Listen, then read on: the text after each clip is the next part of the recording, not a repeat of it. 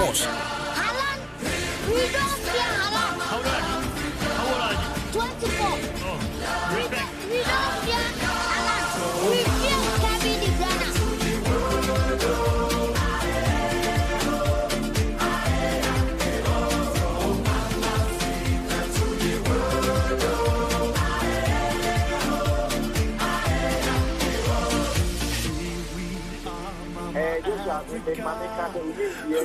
Other sports the case, but it was really good to mention this player due to the sponsorship and was for the case.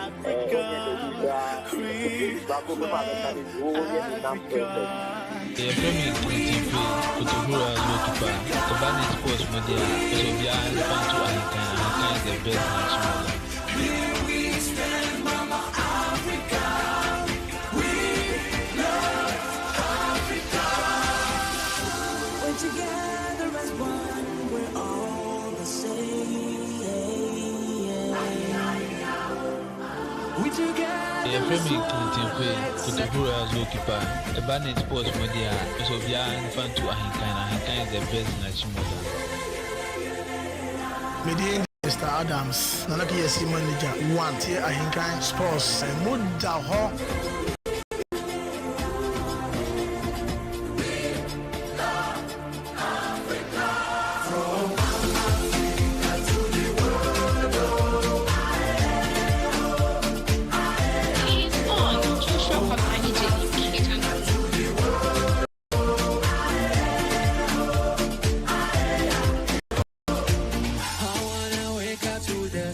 The sun, I wanna feel it shine inside me. Oh yeah, I wanna walk into the beat of the drum. I want my life was all around me.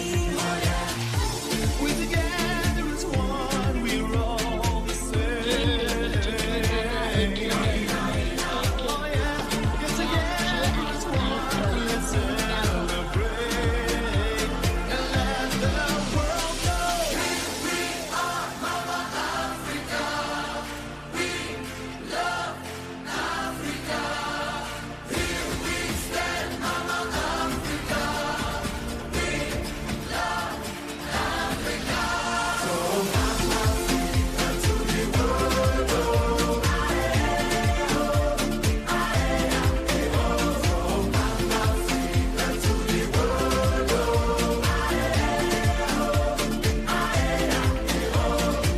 We're gonna stay up, turn the night into day. We're gonna get the world a party. Oh yeah. No matter where you're from, you're welcome to stay. We got enough for everybody. Oh yeah. We're together as one, we're all the same. Oh yeah. The cards all folding, the saints we see are all made of gold. When your dreams all fail and the ones we hail are the worst of all, and the bloods run stale. Don't wanna let you down, but I am hellbound. No, this is all for you. Don't wanna hide the truth. No matter what we greed, we still are made of greed. This is my kingdom come. This is my kingdom come. When you feel my heat, look into my eyes. It's where my demons hide. It's where my demons hide. Don't get too close. Get stuck inside. It's where my demons hide. It's where my demons hide. Who's waiting for Mane? Might not need him. Oh, that's brilliant! He didn't need anybody. Anfield rises to celebrate a brilliant Roberto Firmino goal, and in the blink of an eye.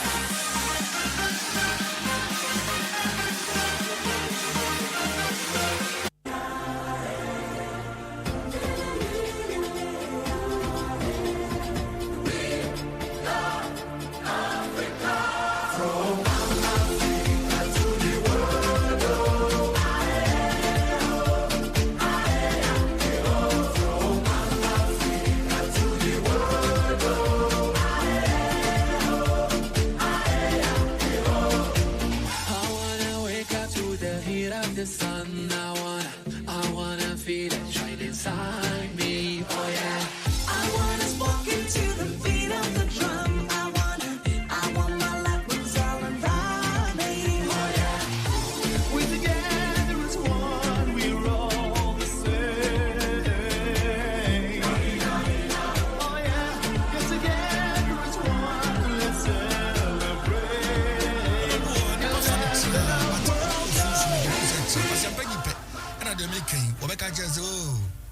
onim hwe onim hwe anko twa bet twetwa wini se de ne kan twa bet na kan wini bi da e ka se ma kire ada de bi afa football hu bia na emo jasem anya asimodis demon asimodis bet so wudi bet na o mani bi en o mani bi mu.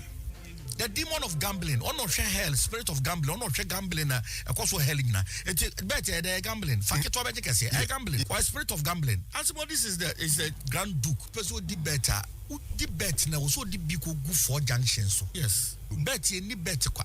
Obi a debi o di bet. Yasted in the sense of Cheska. Abe maybe if any no key or Ghana. Cheska channel. Tell debi o di bet no. Bet ni ye musiosika. Twa nge binazun kwa bedi abeshi. Utimi fanya japade. First sikari bi go cross junction. Yes, says kind of queens. Now they go cross junction. Cross junction say the spirit of the cross will defend Alistair. Ono shaso. Alistair. Ono share this. Ono share cross junction. Ono old person on bonsam. Emeki dealer. Ono beji deal nedeko. Etu person di better. Who di be a bet. Nyenya go pon many pedi bet. Asasi nyenya media. Fasadi we show team. Who di show team wa obeye yentem. Nyenya media.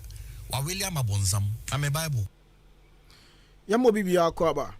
Embra Ahenkan 93.3 so atena se agudie mu nsem ena edi Asiao ene ewie midin edi Joshua Akwaaba ne jenim Yosef Ajirubetnenka afi Raymond Ashetirat Benito Mauli Daniel Denchi enso ofianama omohwe piapia bibia nso de gu mama kama na bibia nso akoyi abo jonko apa onsima edu ene eye Monday the 8th day of April 2024 atena se agudie mu nsem ena yedi Asiao senia Jordan na awia bia no ye no saa na ne enso ye no udo ni chiremu o Facebook Rant FM Kobike di atumu live ene video sound na fe pictures sound ne graphics sound eba nyina no obetimi enso ajoin yen o Facebook na wonya bia hwe na bibia nso akokama edi amount any YouTube nyina no handles na Ahenkan 93.3 FM Ahenkan 93.3 FM nyina no rema show no enso live on ma ne ekoso nyina no unya bi no ahwe esa okona kokohwe vi se honom no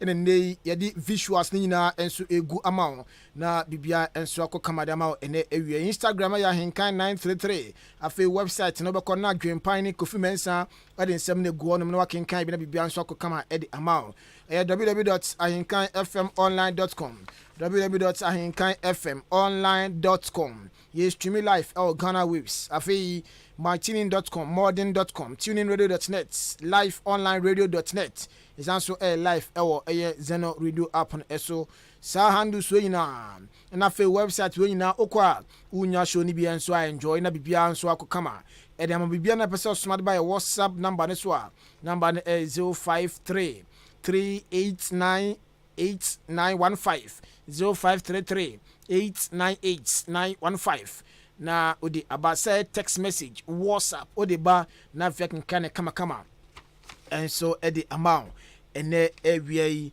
na yeko na fe yeden sem aba won nsem bedi kan ba na fe ya fe chi kakra na bibia nso akokama edi amaye na ebehwe Dreams FC Borboko no eyade a enra na omugina kono ewo Kumase Baba Yara Sports Stadium Omni Stade Malien edi wintam so sa game no ende draw Betubaka Dreams FC ekwa away ekodi nkunim ekanemu mienu ewo Stade Malien so a Stade Malien for no ete kanemu baako enu ntina gigate no akwakoye 3-2 in favor of Ghana Dreams FC amnoka said omakonkode enso ekomonim the CAF Confederations Cup no emu semi final eno edu reporter yansa kan say April yamo omone Zen Malik na ebo mo kwa away first na afei omasan bebo home second league no ha bia nso akokama ida mo yebedi mu nkoma wa ha na afei aka homa no so eni mpanifo bi nso mo ben club no edi enkomo Ghana Premier League no match day 24 nka akra ye kwa anim na results PFM by nyina no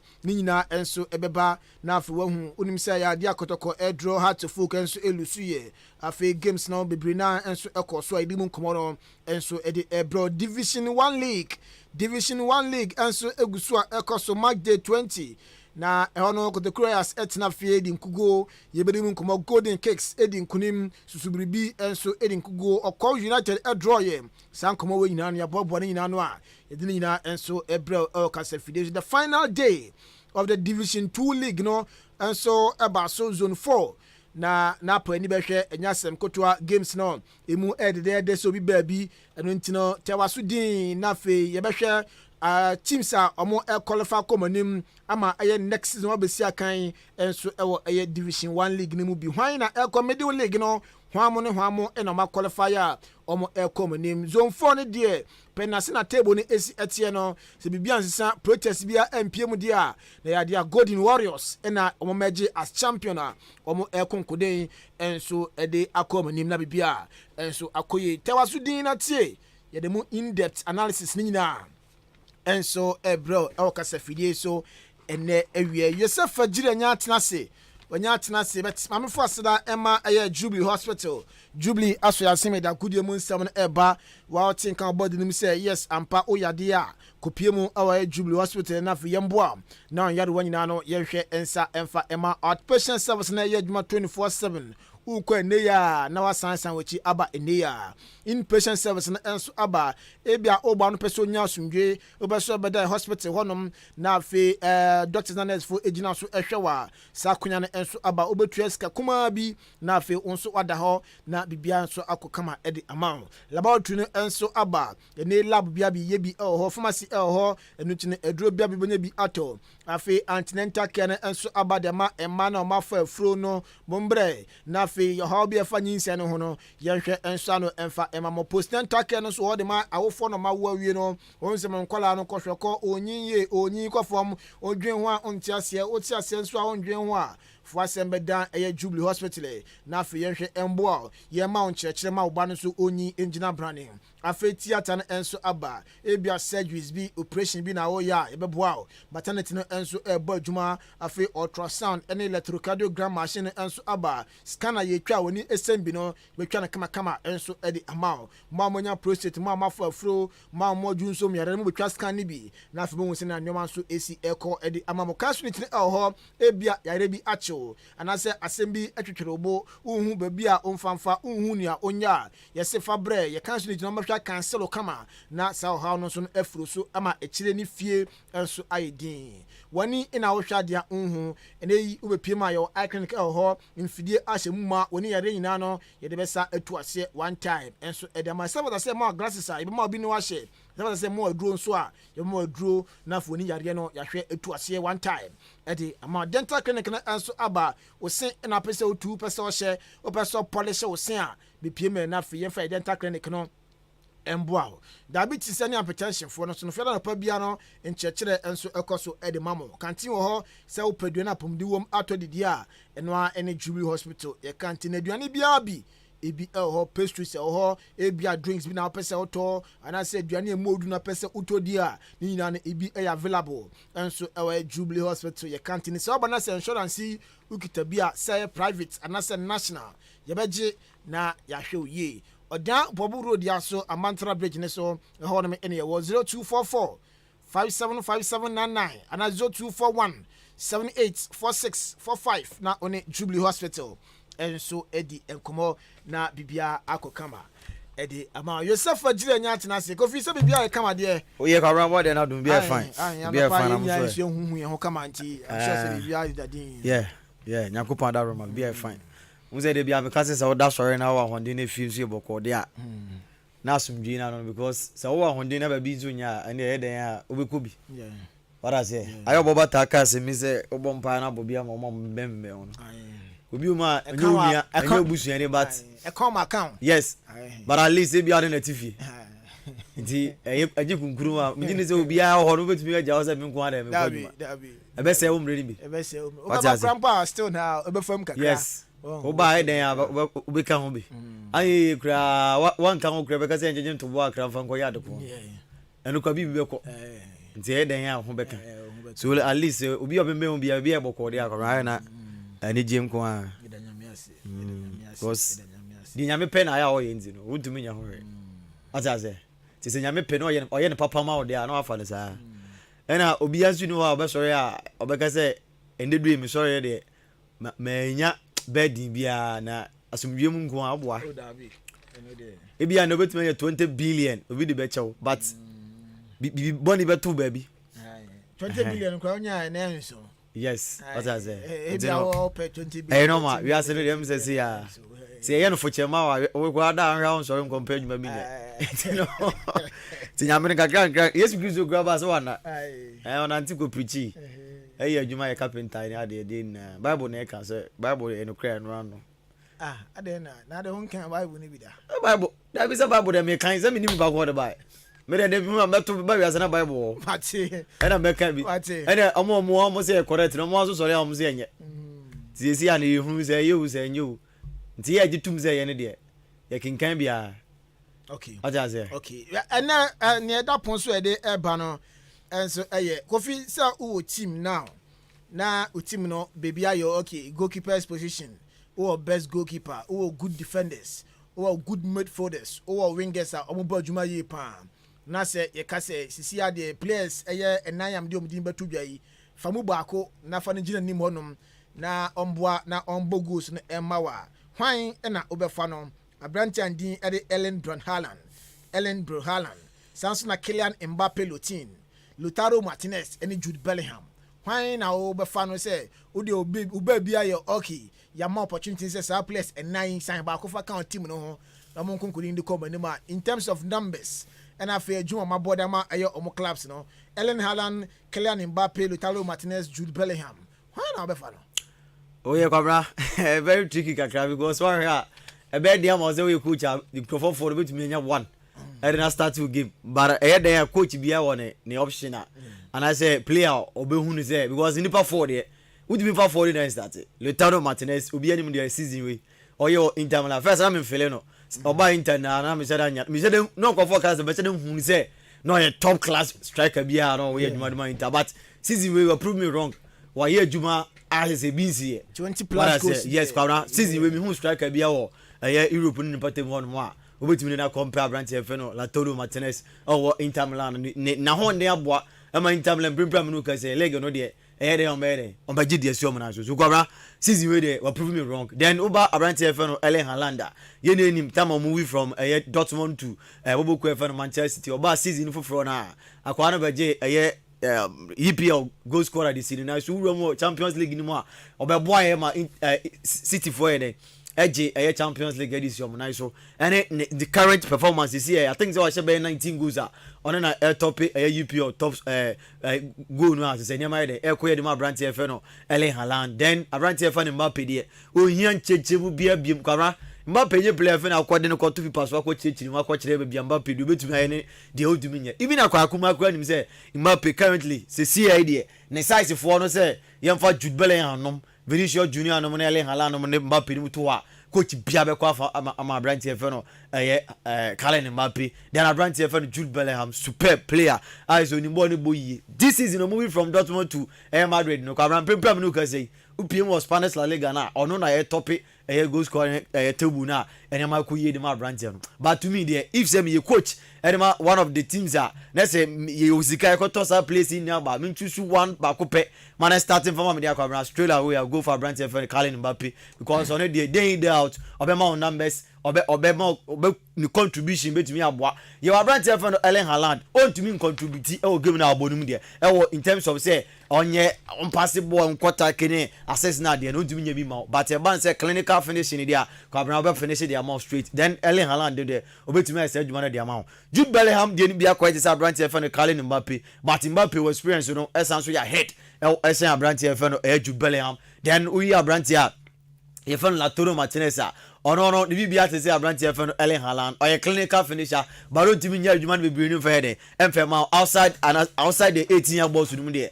branch here for Lautaro Martinez then Erling Haaland timi nya papa bia mfinka omfema but outside the 18-year boss na branch here for Jude Bellingham be adwuma branch here for Kylian Mbappe be adwuma de ma so to me dey me say Kylian Mbappe stand ahead of that players in there because Mbappe pem no ka say Mbappe nya team na so onya squad e be kan ho a o metumi afidi na bibie de ma na kwabra anje bi de Erling Haaland mo ti won mo ye de because Haaland to de bia ye bo game out to say so obi anya adwuma bia amfa ma na kwabra ball no mo bi o jam bia keke but e man say clinical finishing ye obi abo katum shot na de say kwa obe ni kama de amount but Mbappe in terms of penalties onimbo outside the 18-year box onimbo inside the 18-year box onimbo BBM kwabra into kwabra to me there plus 4 ne there straight away I'll go for Paris Saint-Germain and Brantia.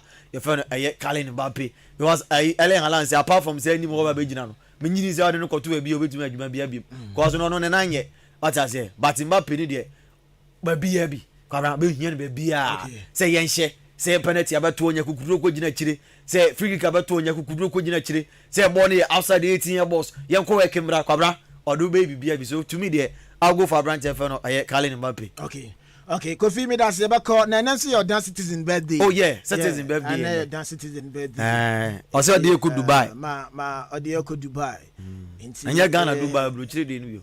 O samum. Anam ka se Ghana dey no. What is it? Scout no. Ono na ka se for na citizen. Dance citizen and the fine guy and a strong. Oh yeah, they were told that I saw down for 2 months abaso. Yes. What I say? Yes. Go more down could him papa. We hear about somebody. Pa say na no more transfer no more abaso say dance citizen. At least why you be? Obi atu bo ankan krasa. Oh na kaya ko ni. And I was careful bre umfio down. One side dey no so positive blogging or attempt the DNA or new one side ni we bia you know. You was careful with Brum Fioda or Conanima or Dark Room Modding Crown there. If you're now, you say be a BBC.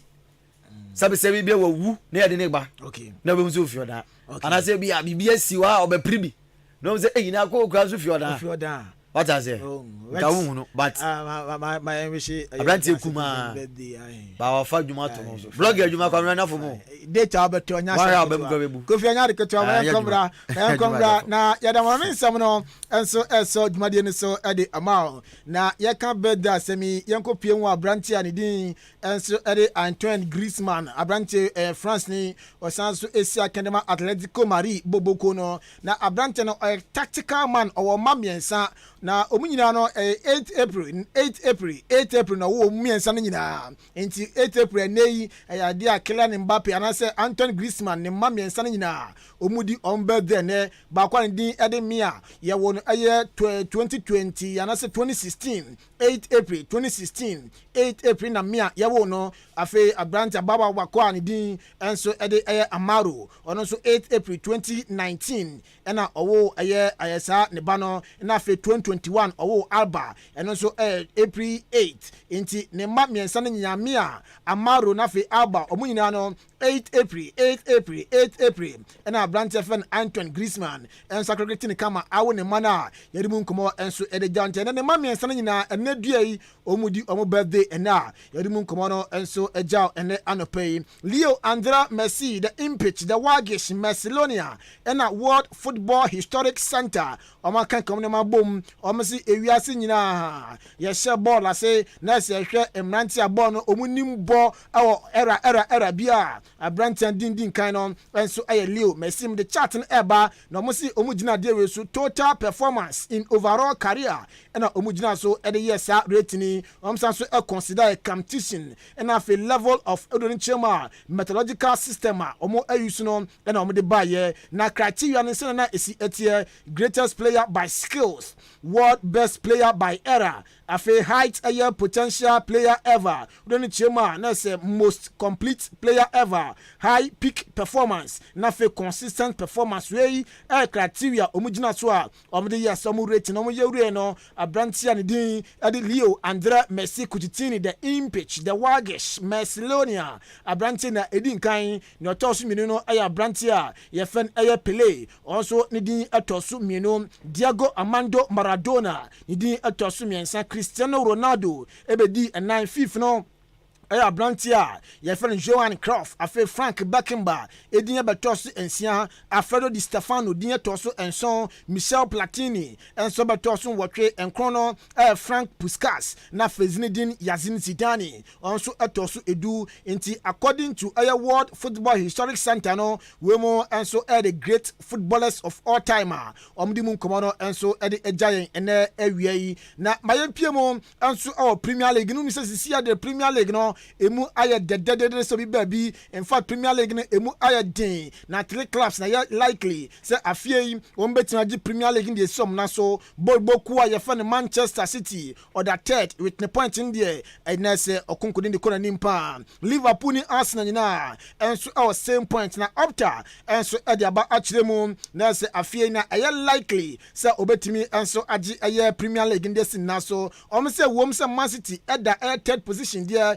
na nso Opta no ɛde ba bɔnten no ɔmo sɛ Man City ɛwɔ 40% sɛ EPL no obetumi agye Liverpool ɛtɔ so mmienu 31% na afei Arsenal ɛnso ɛwɔ ɛyɛ 29% sɛ nei ɔmo betumi agye ɛyɛ EPL no de som na so nti Opta akyerɛ mu a Man City ɛnso ɛyɛ team a na sɛ ɔwɔ more ɛyɛ percent a na sɛ EPL no obetumi agye ɛde sin na so yɛmfo ne nkyerɛ mu ɛwɔ Arsenal boboko nim na papa yɛfɛ no ɛyɛ Mikel Arteta ɛnso akasa ɛde afa ɛyɛ Arsenal boboko ɛho nanoada ɔmo ne Brighton ɛde bɔni ama game no ɛndi 2-0 in favor of boboko a yɛfɛ no ɛyɛ Arsenal na ne abranteɛ no akasa wɔsɛ ɛyɛ adeɛ n'ani agye pan yie sɛ nkunimdie no nso ɛkɔyɛ ɛde ma Arsenal ɔhwɛ ne team ɛne bɔɔl ɔmo bɔɔyɛ ɛne quality kitɔ ɔmo a na sɛ anigye pan na abadama nafa efi sɛ Brighton fo no na mo so ɔmo wɔ quality na so Arsenal etim gyan na so edi nkunim.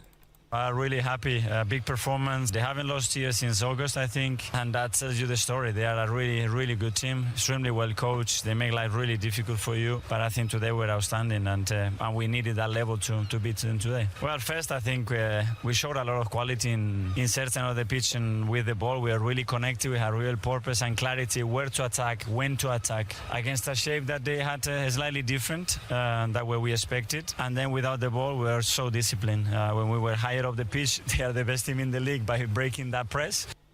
Wei Mikel Arteta head coach adima Arsenal in common ode abananu sie pena Roberto Di Zerbi ononso head coach adima Brighton Hove Albion ononso kasaye o say Arsenal penalty no na clear penalty no munyaye na Brighton dia omo dominate inside the first half no second half no en omo lusu game no ditia Arsenal boboko no.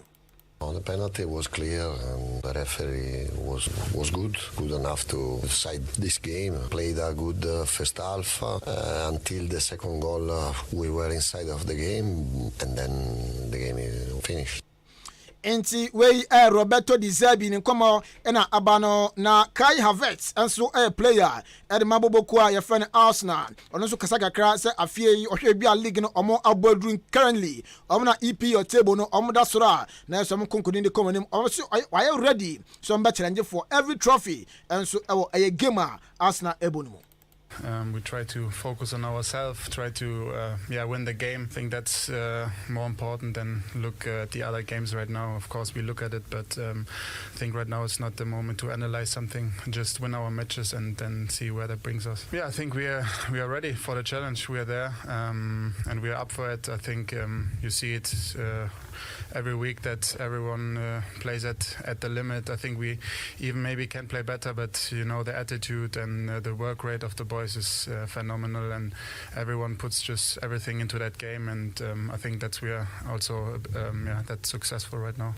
Wei Kai Havertz ne komo no de abano MPM awa Liverpool bobo konim reporter yansa kan se enne anase next week de Liverpool mpanifo Michael Edward and Richard Mobewremo enso our Portugal na omone abrante fan Ruben Amorim ono head coach enso de ma boboko a ye fan Sporting CP enso edin komo awesa abrante obeta baje penye enso abeso boboko fan Liverpool mu next down unim se ade a judging club enso enya kan se ayade a next season elkono enya do betimi atwa so head coach that the ama Liverpool until Liverpool nam dwaso amno ka said there next omo head coach na report in second say next week Liverpool penifo be wuremo or Portugal na no pano enso edin komo na bibia enso akokama ade amai na Madrid na omo yate den unim say ade a Champions League game adomanim omo Man City no the Tuesday and so China sa game no enso eba so reporter in say can say papa ya fan Francosi Lazia ona ojinemo enso aye center referee ɛde ama saa game no na Madrid for etima pay 2 games na wa officiate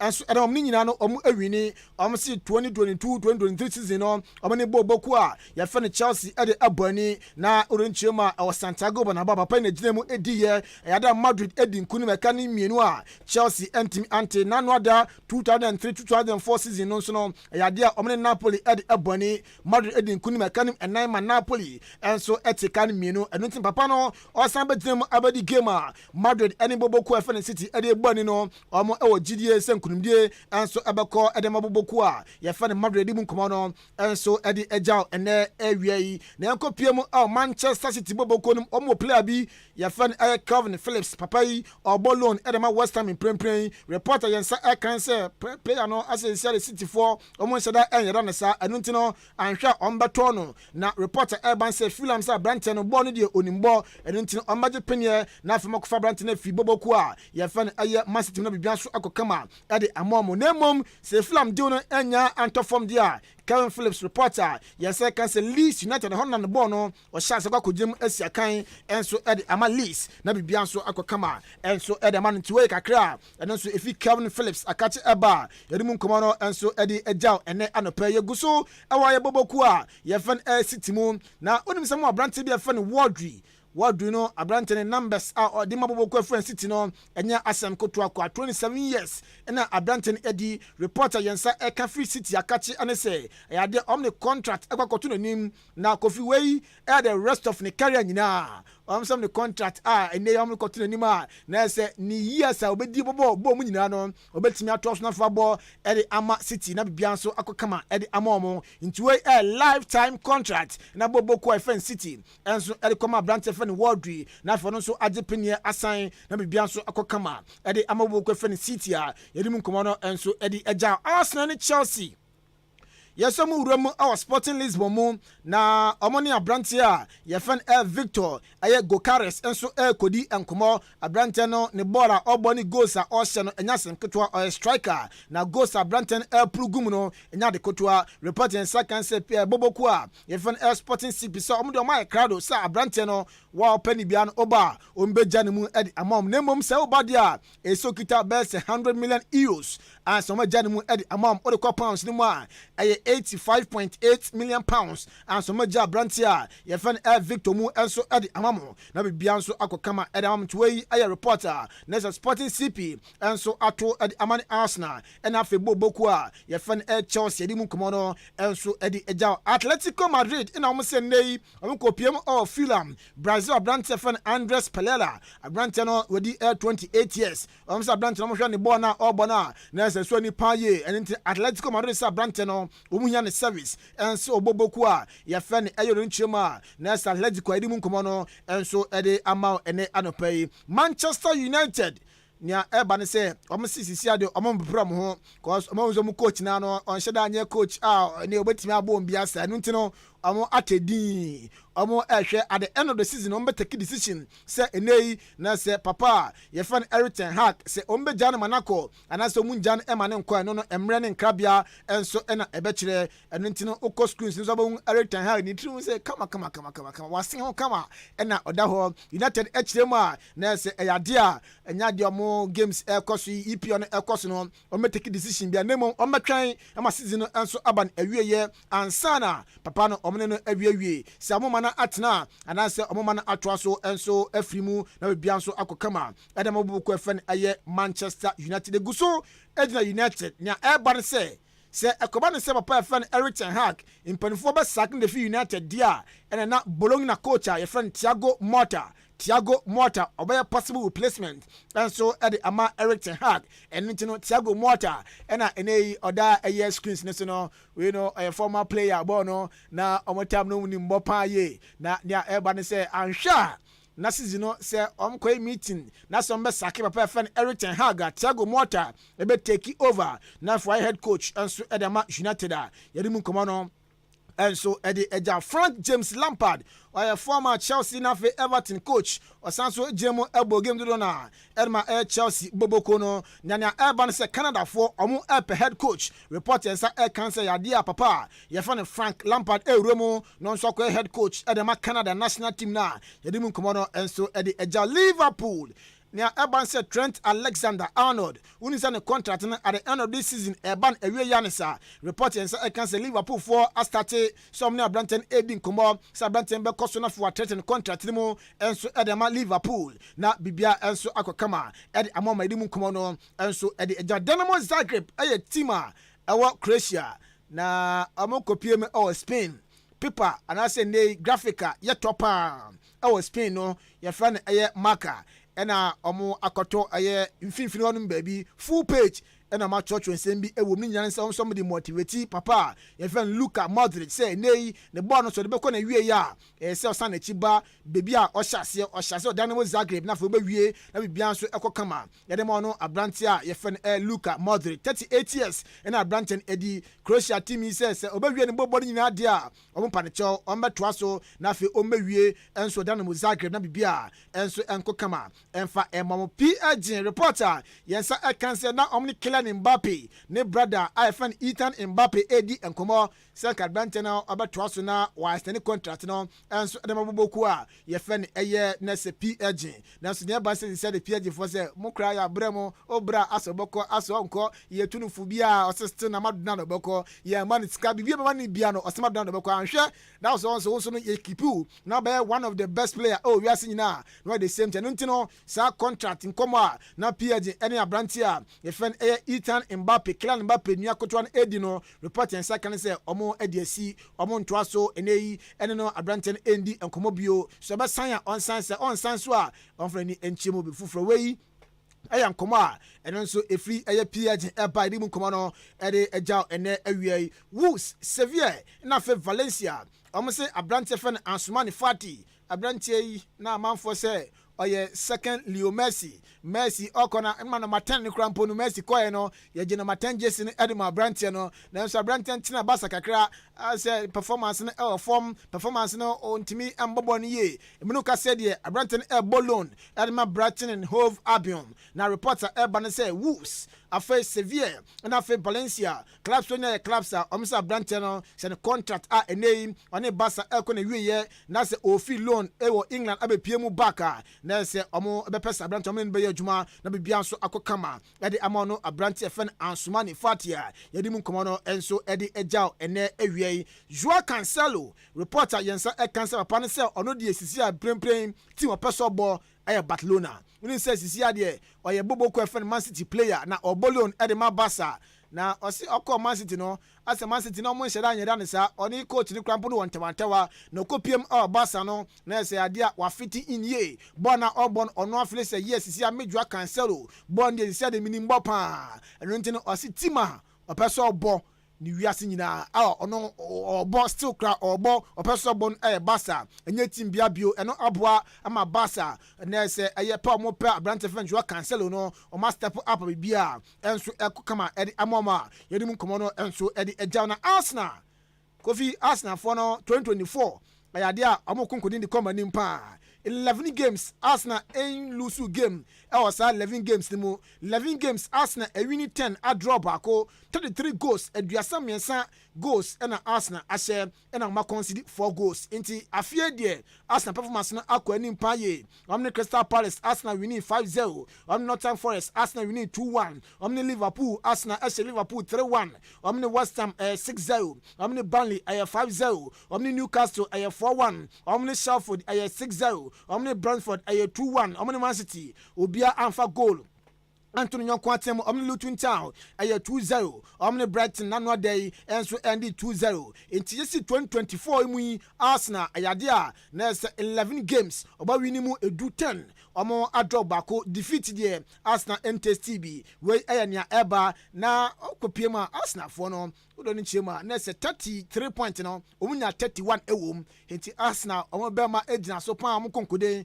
enso komani omo san record ewa mo amabakosemu yase record we 1997 na ebisi ye say Arsenal echo 5 games away games ne omo concede goal won say ebia wambo Emirates na oko Anfield oko Old Trafford oko Doni Chema na Anes Stadium onyina no Arsenal ko 5 times atwa so a omo concede bi ade we si esi 1997 na Arsenal team no enso eye bi afie Arsenal so repeat a okonkoden enso e de kono ne medim komo no enso e de eja Cristiano Ronaldo ena reporter abane say ewiase nyina player bia ni wonoma abon more matches e de asin eye Cristiano Ronaldo awini na ne eman say Ronaldo ne life career mu wa wini 804 games professional career obi ensida so atiase no player bia na waye enso abakosemu nti wey record that Cristiano Ronaldo asan eye ede akanwa medimu nkomo no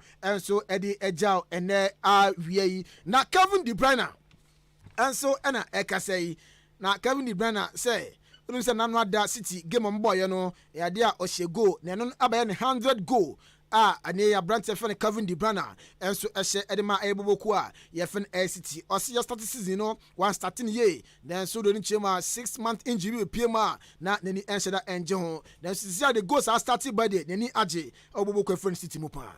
I have to put myself number one. Well, I think it was good. It's a very untypical season, after being out for 6 months and then coming back. And sometimes I feel good and sometimes I need a little bit of time for my body. But I've tried to prepare myself the best as possible. It's something that never happened in my life. And, I just tried to do the job as good as possible. Enti way I Kevin De Bruyne we pen on head coach yourself Pep Guardiola and so the kakra ejaye. O see Kevin De Bruyne there. In fact, o change game we say game no emu ayeden at Ama City na so Kevin De Bruyne ma wan shego ba ma assist na bibia so akokama at Amaboku a yefn City. In the first half with the mistakes that the reason is 3 days and I have a moment that but we have to do it, make a comeback, and today Kevin won the game. So with his actions, with the goals and assists and everything, his talent today was to the team, and we won for him.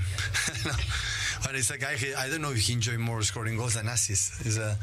But always we push him to say, you have to win games, but he won a lot of games for us, no doubt, and yeah, really good for his performance.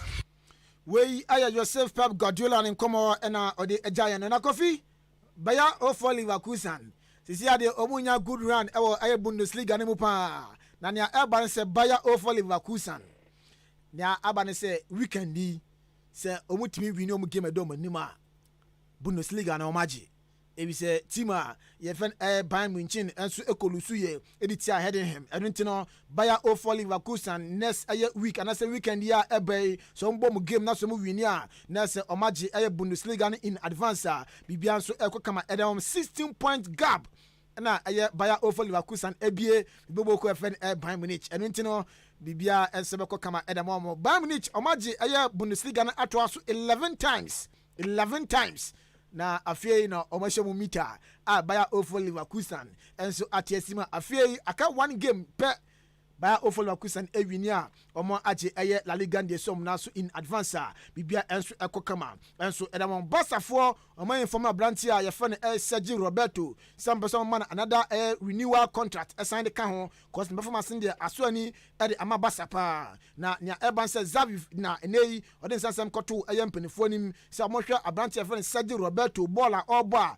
na se man another contract e de ka ho na bibia enso ekokama e de momedi mu nkomo no e de ejao Kofi when say yeah kara basafo na wo abranti be friend Ada Turan yeah abranti no obesi aka na maboboku a ye friend Atletico Madrid esanso be pie mu ewo Barca na so kind case no it's not down for be your twin towards in so hospital near there near Cicero a coach Turkey once on once born national team the match Turkey na near everyone say team your friend no ewu Yaspo Turkey first division 105 years die omun tasty Turkey Super League nibi na ade asisi ade papa na kwakoboa ama team na qualify ba bo take Super League no. Yeah. Nti Ada Turan. Ada Turan. Why are there? Ada Turan. As a coach. As a coach. Yeah. As a coach na say ni coaching career no so way e club awakwa was spend the full season nyina. Now also so. I know the good the career. Ya boba akumi onu bia na ready. Boba akumi na bet obviously afie was spend the full season nyina. Yeah. It bobo ko FN we asport. Wasanso e de omo qualify odiom babebo Turkey Super League ni AB 105 years and our team no bebo friends Turkey Super League ni beto no kwa ba ye die adia otimi qualify team na odiom mo banti Ada Turan kakra ona so aye ama ne club no this note ye gina so that am no nsem no esia na Daniel nya atena se sans na you safe for Jim Swat in Canada ya famu kama na bibia so akokama eri ama ye Kofi Yakara. Never na be sha afi kakra bi na yes, Kara.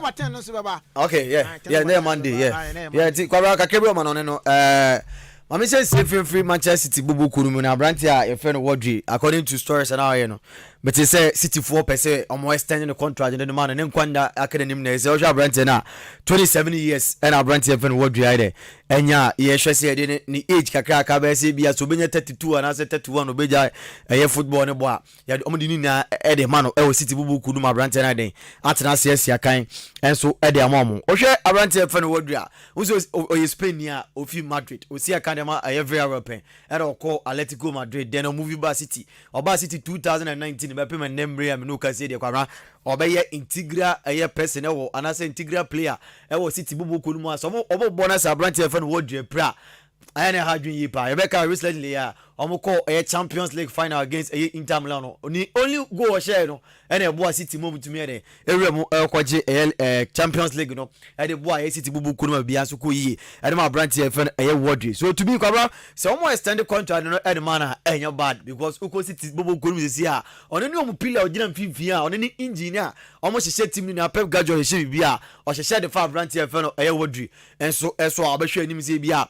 branch no be emre ka de anim 27 years there I think so more years won anim a so toko so si aka na Man City bubu ko na eni pa bebere e do betumi anya de ma because so be ka since be 2019 obe pimo e wo bubu ko e fa na City no obeje UPO ni bebere e mu gra beje Champions League e de amom Spanish national team no dey in the attack ne bo okoko a yetumi ni ko to akire ye ko World Cup so be sha na all defend as ye dey na to akire as central defender ara obodema Spanish national team na sesa branch no ball do eden onimbo yie pa so to me dey hu say Pep Guardiola so nyanja City bobo ko no nkoi na say bi opese o toko so ye adwuma de City dia obehia pa so na branch de bedi nkomo na wa stand contract no Edema City sisi empempem no gase menyini say team bi o ba bi a e bi ono wo dube na dwun say beko say bi a opese o ko Madrid dia fine because unse Spain for there omobo aron pese o mkom kosi aka den tawana Barcelona jom na so no player bi a bobo do bi a wo pese obo Barca bi so Madrid I think say bi o so Madrid boy ne there say bi a Atletico Madrid no besa ko bi ma na say Real Madrid no pese o ko there that one I don't know but pempem no ka say there o talk so say kind of Man City there my advice is say on starting contract you know and Man City bubu kunu because see Pep Guardiola abaye City ma ehun ni say so yi Madrid no on previous history na ma ya to no Liverpool no in terms of Champions League AC Milan no omo ne Champions League ya ba ya to no de to nchen a emprem no ka say de upetima akondo I say player bi abeso onyam bi obeden obebodo yi Madrid ni sa Barcelona no mo ne AC Milan no na de ni free or there emprem ne kwabra utimi competing bia enfant to ebuku efe no City ho because utimi mfa boku efe no bia sa Paris Saint-Germain no mo ne teams ya mo hyehyɛ ase so mo ba no emfa compete my efe no City man ni de bia da so emprem no ka say da branch no me advice ni say on starting contract no now contract so ensi aka from City bubuku na bia nkoyi emfa branch a efe no Wadri ewo bubuku efe no City bubuku nim na bia nkoyi emfa no kwabra yenko German na yehwe Bundesliga ne kakra prempra no ka say de wo ma obi ate senya kopon ya doma next game da Leverkusen anim no I don't know minim team on anybody but next game obo no so di nkunuma na Leverkusen aje Bundesliga na den e dey see nice because prempra no ka say Bayern no di na chiri kura no watwe mu 16 points te be dey dey Bayern say o metumi akachi because na weekend iga against what Ahenkan keke want to me and twem fa no so akwabra ene ma nkoyi because head coach Edema Bayern kura prempra no ka say onim ni bobre ya sake no in advance nti tino tro ni na oje Champions League o oje Bundesliga o wo ye den o ya pamo dada so obaji pay ah e betu anka se ne de so ya saka no oh se contract na so no mo dada enti en obaji ni sika peto so be ko de kwa be betu anka compensation wo mnia no penfo be hwa tua e de ma no but se bi obeto ko se next season ye be hu se Thomas Tuchel o esan gba adwuma de mabubu a ye fa ne Bayern Munich ni kwa bra ye hu ni sa biem so to me hu ni se Leverkusen coach e fa no ye Alonso wa ye adwuma adwuma den a se se empempra me no ka say teams akase na the press ide e de ato no so even Manchester United Liverpool dum ina Madrid no kran bo no e de abatu dwasa branch e fa no Alonso no o me hia no se anka next season ka opana je penna so be head coach Edmond Moa kebe o mo de kwa bra se pressure won so on focus on Leverkusen so wie league ni wie na ohun anwo se se abi madu ni de be Leverkusen adwuma na yie se ma ben eni ti me call de ana se bia me call Liverpool bi ana se me call Madrid me confirm adwuma kase na to me also because Liverpool ni Madrid de kwa bra ye ngoji na hogro so because omo no bibie mu a wo football ni mu bia no ama hu bi pen enti se wo ba anya de fufuro bi a wo ba beye ena anya de hu bi a ba beye de mo hia ne some Champions League ne de wo ba do me qualify no mo qualify wi a wo do me ko mo ni maduro bi ampepen so ayo mo ye de omo dunu so tumi kwabra me hunu se Leverkusen omo sa basketball de because say ye ball league obi a hwebi ye na ni Bundesliga no ye ni mo ayo mo je Bayern Munich for be say pass be 7 to 8 years ni kwabra be ma bia ni baby a omo a 11 years yes 11 years be ma bia ni baby omo na eji Bundesliga so no akaba ese 6 rounds pe no ma wie ai na bobo ko friend Bayer for Leverkusen e wo 76 and a Bubu Kwefeno, I am the chance over 60 points. So, Cabra 16 points intervals there. Caramenjin is there. Buy for to my DB because Mumpem and Casano crisis. Ma, born on Bon Cromo Rosso, and I know Dana, Thomas Mulanum, Cassis is here. Almost Omudinku good here, but some of them last never good. I hear Arsenal for Champions League in Ma. Yamia read that and I gave near there. So, Cabra, who is Abia, buy a team. Omania margins as season ready. Bremen next game. Oh, and they come around Leverkusen against Werder Bremen. BBI chance before say Leverkusen for my German league night every year because league night starting no better be to me show mo. Say 1 yard the cry draw. What you say? Contested defeat. Yes. 1 yard there no a draw. And a wobble. Oh, Manchester United nominate the Arsenal no my there to no bi no. And almost go so over there. Omo eye bi on so league ni mo a. Come na say niam na ekoye de ma Leverkusen so to me dem hunu say BBI over. E dey abom so metumi enso agile gida bibia den akoyi e dey abom kwabran kakra bi on yipi onim na menjebu na Daniel so mremu a yipi onim na enra yenya abotre na hwe games how do I to dwane bi na enra obi aka say Liverpool against Manchester United na adum pempen so a na say Liverpool ene Arsenal ne Manchester City e pre wosoro eni ti say Liverpool din kunim o Manchester United so dia na say still omo tope league table na da so na bibia dey akoyi e dey amomo.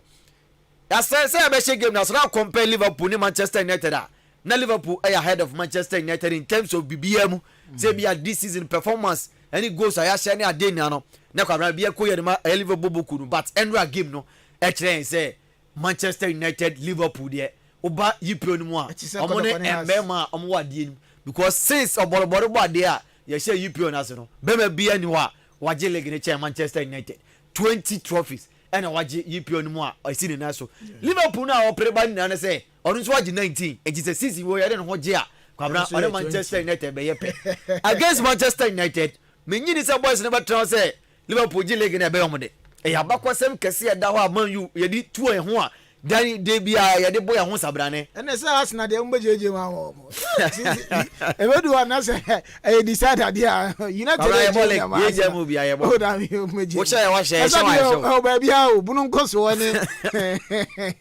ara omo share ma share ba say beje mo de o da bi ye nje mfe mo but omo share Man U ma share Man U so share mo omo a share but kwabra compare Liverpool and Manchester United there is no way an boys in home say omego mo say Liverpool for there entry form so da na me match league 20 wo waje 19 season oji anu ma be pe metumi boost mi ho bi ma kwabra na esikwan say me sikwan enra ye hu bo wa Bruno Fernandes e boy e be bi ogina ne Santa Secretary ne ho panyan na kwabra say Color House wan no o da bi kura ontumi nya ho aduma bia bi ye sanso be hu say Abrante fe Diaz and share first goal then Bruno Fernandes and Beteka no and I feel Brantian the champion man Manchester United yakwara kuma na sisi obi abogye ne so a ball ohunu boba first na me kabidity and by same problem no kwese de kwamra sa ne nkwara ejifo no ono omugina ne de onimbo no boche obi a da che bi oba se wodini mu de ne bi because so hwe se de Brantian dane ne ho echi pampedifo e wo akira no mo tene ba ko tene mienu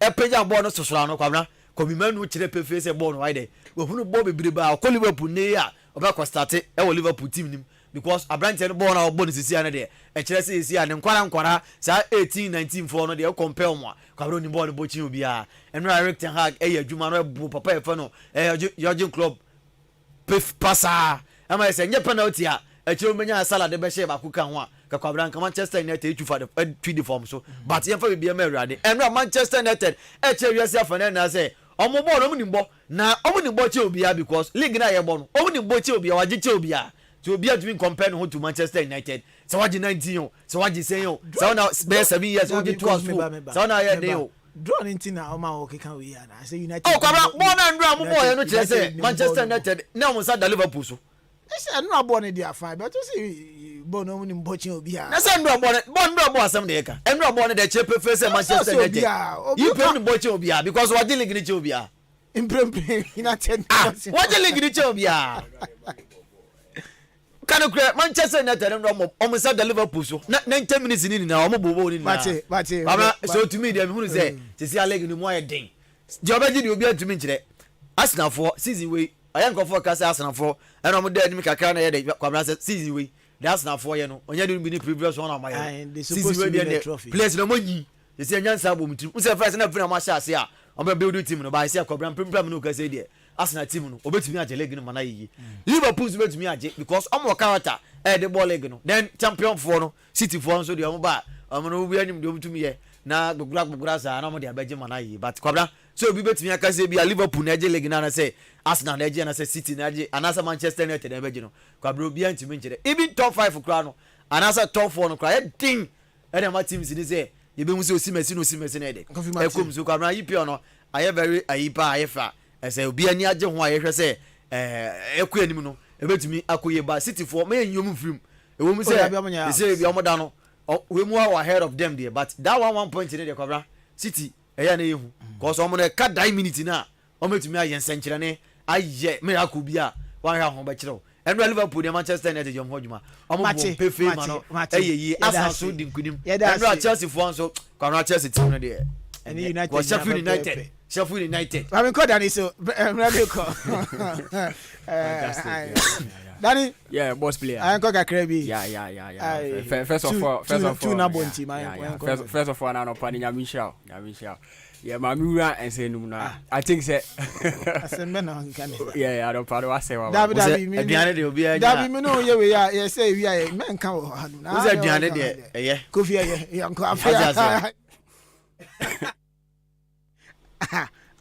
obi kana me ye we also na babranti uba na Kofi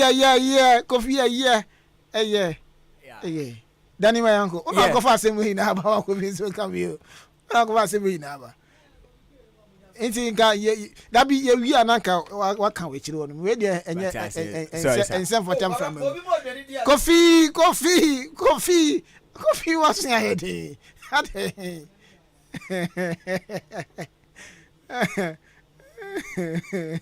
she ya wenda du de bi obeda wase because maybe ediane wo de e wona de power then yanko Kofi me that say beba fie time no ko yeah okay nyame adomo channel big match na e ba so Manchester City ne Real Madrid UEFA Champions League no quarter finals no I think is a very very big match most anticipating match in the quarter finals so far but Manchester City and Real Madrid there to Fiat for Manchester City. Now I think it's a match very very very very very critical. Now based on critical analysis and a critical stats, no, me combining me first 11 between the both sides. Manchester City and Real Madrid can't team ni based on this season almost start on me I got the corner 1-2 me correct start and so combine team ni buma first start na bra ko be team dey ato Facebook no so na mam so yes future Liverpool coach could did we have kasara so I straight to the point say me start here Edison Morales in goal post. Now my boy 3 back. We all the Man City players, any Madrid players no. Ekamboma, numa. Yes, this is in Biano no the best one our year. Yes, this is in starts no. Okay. Yes, so 3 back na my goalkeeper na the Edison Morales. Obi anim say or injury kakra, but he's far better than Real Madrid goalkeepers. Lumino say. Yes, on that keeper is better than them. And 3 backs na my born. Daniel Cavaha. Undoubtedly, we know say for the previous seasons, Kyle Walker was quite ahead of Daniel Cavaja. But talking about this season, where goals now assist, any key passes, interceptions, Daniel Cavaja, he deserves say Obaba into this lineup, and the center back, Ruben Diaz and Manuel Akanji at the left side. Undoubtedly, these are the 3 defenders I may choose. And of course, the middle, arguments Kakrabit Mabaho, Rodrigo Cascati Hernandez, and Abrante Ferno. Aurelien Tchouameni. People will be saying Aurelien Tchouameni ain't deserve it. But here starter this season, Aurelien Tchouameni matches our bomber Real Madrid dinina was starting. Real Madrid in defeat here, in tasty defeat. The matches are watching my bomber Real Madrid be on defeat here. And Abrante and Eswa at me has shown utility capabilities. No or boss center back. No boss a defensive midfield. So it tells you the qualities of Abrante FN Tchouameni. And also he deserved this spot. And Abrante FN Rodrigo Cascante Omobo double pivot. And I'll call him Abrante FN Tony Cruz. But should I pick Tony Cruz ahead of Kevin De Bruyne. Because well, the coming yes, no, yeah. Because Oshoma, those 2 players, they be arguing say who is the best midfielder. But talking about Kevin De Bruyne and Tony Cruz, Kevin De Bruyne is typically attacking midfielder, but Tony Cruz or either say holding midfielder and as central midfielder. And this season, so Osha, Kevin De Bruyne was caught injury for 6 good months. So it tells you say we're missing a lot matches. And I all combine starting boom camper this season on to Tony Cruz over here because in La Liga key passes in Kona. Saka Krana when Yabono, Saka Krana the Tony Cruz General Super can Saka Krana Hoa. Yes. Once normally say Ibu and my bear judgment. Yeah. Na ye be biano. Say statistics they be on count say statistics tumrika. Eddie accord na say be a miensa. Yeah. And yes some more because na SDA junction. Well, no be dina boabo, no be dina sene na ye trust say eko. Yeah. Wow. Esa one ye fair. No was an bet na be din kunim de. Yes. Then so one ye fair. But to be fair, obi na be dina SDA junction so mu na ogina ho. Yes. Obi na be dina boabo so mu na be dina boabo. Yes. Obi na kwase so mu na kwase ne. No starting from there no moko. Okay. So if oba judge on time ebia we dey start here. Yes. Time we almost start here and sana. Well, but we could na we na mo bi yes. na judgment na. That's the main reason why I don't want to involve De Bruyne in this lineup because Wako injury. So I will not talk about his start because talking about Tony Cruz alone, the key passes were born in La Liga, 56 key passes. Say key passes are would penetrating into the opponent defense. No, Waboma 56 and total passes in La Liga this season so far about 2,074 and the assist in Kwaya 7. One I think number or 4th. In the La Liga top assist Lewandowski na a leader or 8 assists. Tony Cruz and so the 4th person and also the most as any accurate passes and 1,958. So it tells you say Tony Cruz this season so far starting on share then be more but it tells you say he really deserves to be in this particular lineup. The involvement of goals and only if it's a Kevin De Bruyne. Oh, Kevin De Bruyne Okoba and Pokrade what me and Champion Pokrano what me 100 goal and it tells you say this season. Oh yeah, this season Tony Cruz probably will bet my bet 10 or more goals.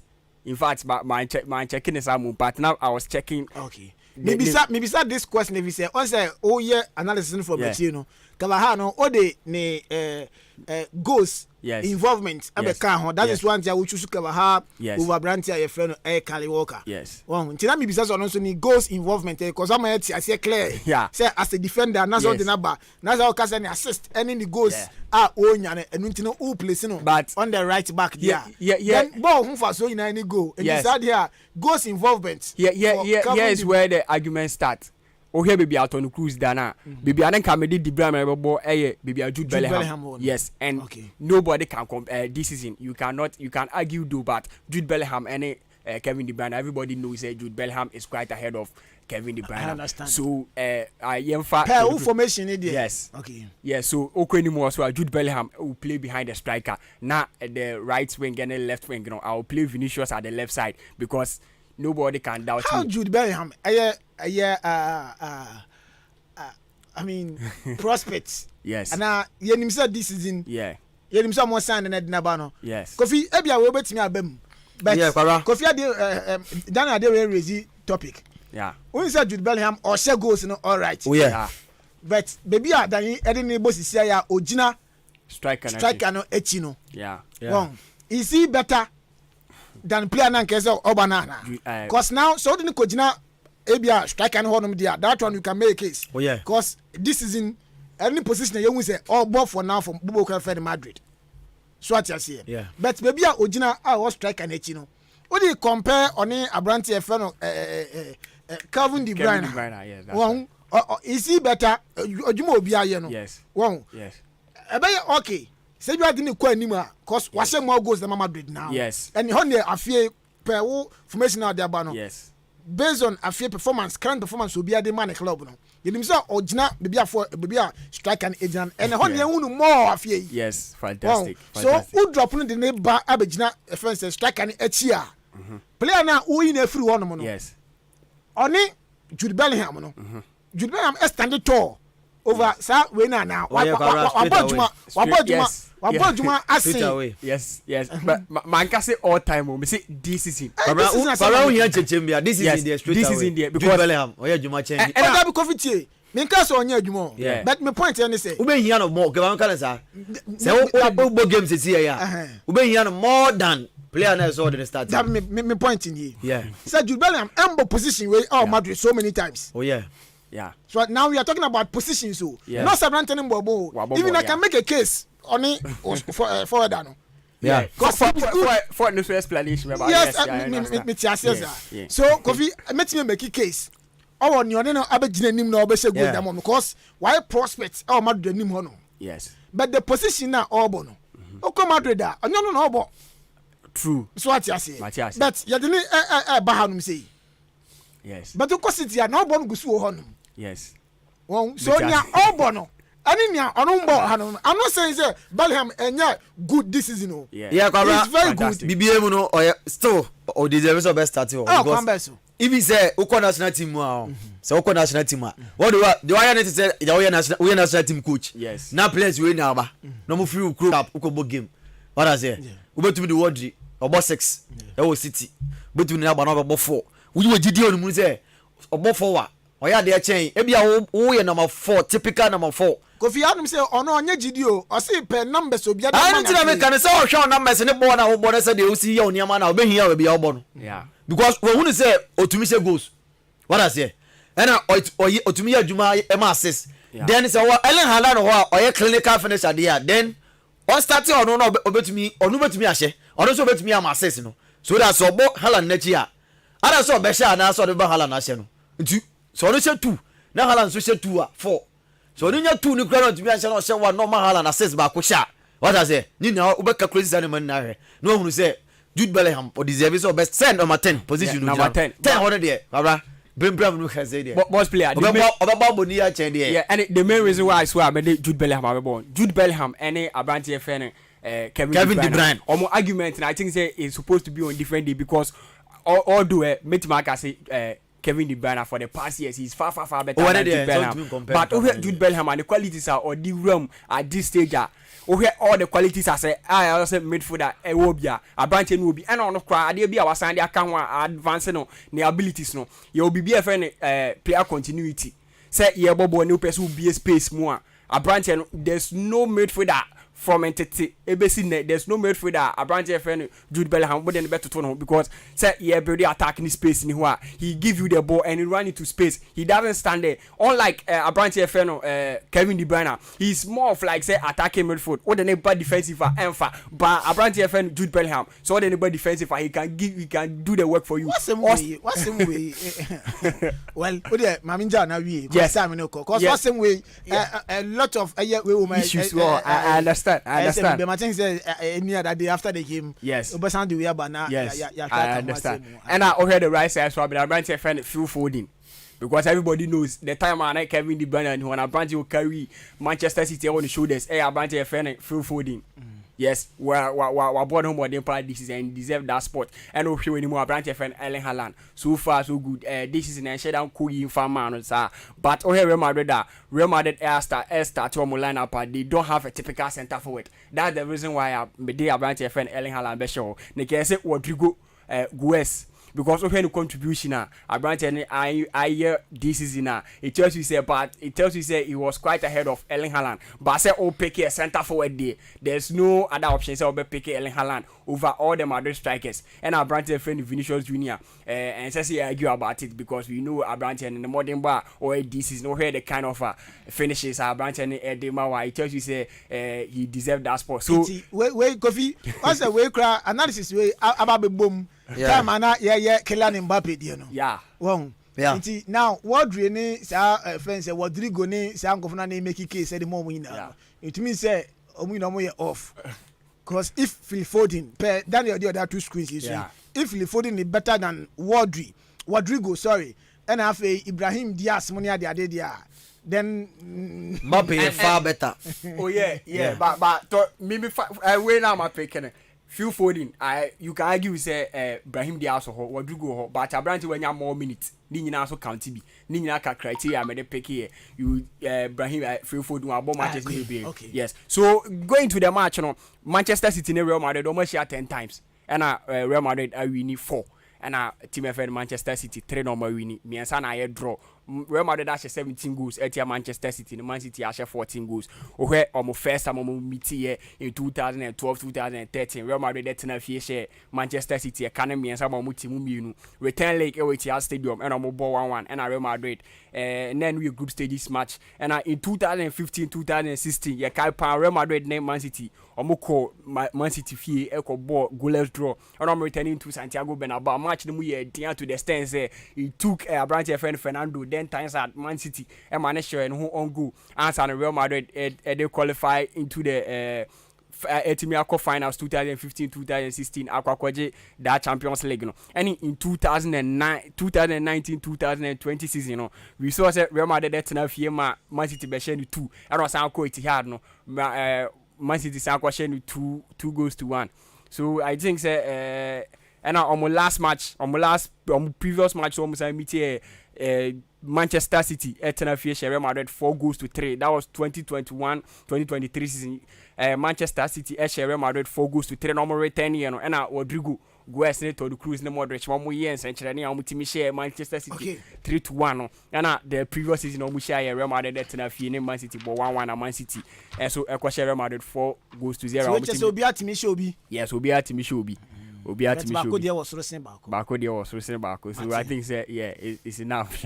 You yeah, but what's some of them say me won send be can fa ho e was a whole lineup na any combine 11 out there but yet adwenchirenti you be ko anim Kofi Dream FC qualification to the semi-final of the CAF Confederations Cup. Ghana Premier League on match day 24. Any Division 1 League of the Couriers. Yes, I inform myself no currency here. Just free CAF Confederation Cup. Would me say Enra Betana no na me ka asem say Dreams FC abom modern ye pa because Betana game ni yedin di mo. O ka Enra game ni yedin. Game ni dem hu say be yedin because Stade Malien for no. Omo na ba na say in terms of Africa yeah am fa na hogro so but Enra tactical coach Otonubo ase ehye ne ma yie e ready game ni hu say eye den yankofo no be say be to mo so ntino Enra boy e ma kunimde ene Eko Eddie Emma Boboku Evan Dreams FC o game Cobra. So na menko ahoma ne sombra. Sani eguso a ye kan Dreams FC qualification to the semis of the CAF Champions League no. Ma menko ahoma ne so na me ne one of the communication member the Boboku Evan Dreams FC. And so Endi Enkomo nidi Eddie Yusuf Efrifa. Yo, you ma Akwaaba de ba Ahenkan 3.3 so. When you get the middle sphere, Libya Boko now so. Okay. First of all, Mamin Bisa yanko achire kra. qualification no eba ye say Dreams FC ekwa kobo the CAF Confederations Cup no. Na Dreams FC campaign say. Well, no good news. No good news. My team, many players, many PPI around the Dreams FC family. But today, you can kind and penny be able to say because your financial strength in do because we share African now. You need that financial power now. Because flight tickets and hotel accommodations, was a bit challenging, but. We have votes in opinion, vote now to share a year budget in the calculation. Adia boys now, they have nothing to reward them than letting them play in the competition. Deputy Mark said, it's been amazing. The competition has been amazing, and the boys are very, very, very proud of where they become now. Okay, so we'll qualify here to the Confederations Cup prelims, and I'm starting some mobono. And I'm penny for be able to so because of say be a sick as 17 and who be quite trade my dream steps here. Mbwa momo and flourish war or Africa no. Bani saying in fantasy see a dream steps any sikana more a day for flight away games home games nobody come on him sir. Okay, the next one can say leader be a emergency bar can cover fast while you need to survive in a I hope so. Instead of kind, so when your budget we my board of directors of the club and management members of the club and finance. But man can say I'm share permutations. I think that every bottom can be scale order or make media boa a finance your trips near the identity. One finance club until now. So now in common, our Dreams FC camp my bar from the prelims. Now my quarter final, my PMO or the last four semi na sisia Dreams FC. And so Edra Bibia Sisia de Obi Nyagidi Omu say I mean games are common. You bet me about Corona Marco fighting for the ultimate. And come our camp to say. Okay, come our camp the still on a boys name very focused. Obia a poise that where they are very proud of it, but there's no complacency will come. This year, team is too focused. Just that Senedi can kind the funny game by game. This year, you in the Confederation Cup, you be meeting Zamalek. This year, the focus is on Zamalek.